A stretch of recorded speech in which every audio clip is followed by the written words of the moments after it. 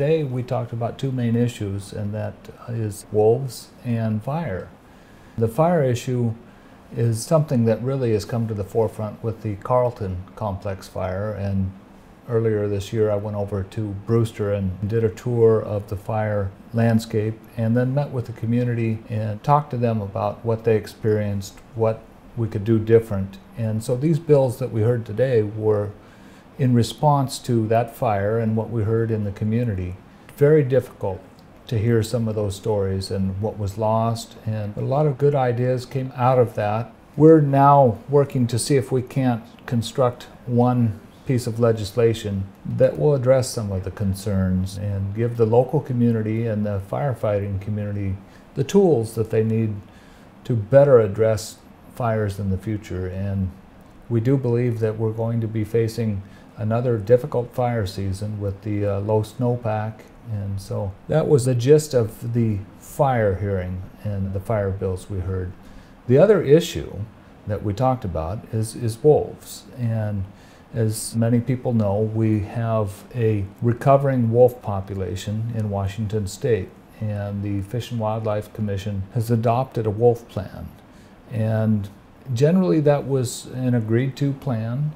I early on noticed that there were some problems with it, and so what's happening is you're getting some disproportionate impacts on a certain region of the state, the northeast region of the state, and those folks are suffering through this process of the recovery of wolves, and these bills were designed to address that. The recovery in other parts of the state is not happening as quick as we'd like, and so looking at ways we can reduce the angst of the folks that are living with wolves in northeast Washington. There's, I believe, about 13 different groups of wolves or packs of some sort, and several breeding pairs that the population is expanding, and but it's not moving into the other regions of the state in identifiable numbers that would trigger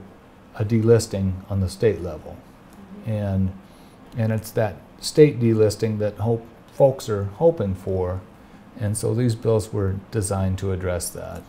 I think many folks believe that a regional delisting of the wolves would be helpful.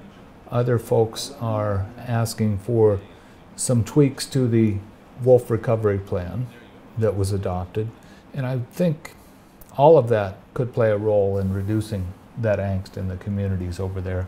Me personally, I think that it was wrong to look at this as a Washington state recovery of the wolf population, and I think in this instance this is a recovering North American population, and our policy and plans should have been adjusted to recognize that, and I'm not sure that they were, and I'm hopeful that some adjustments could be made by the Fish and Wildlife Commission.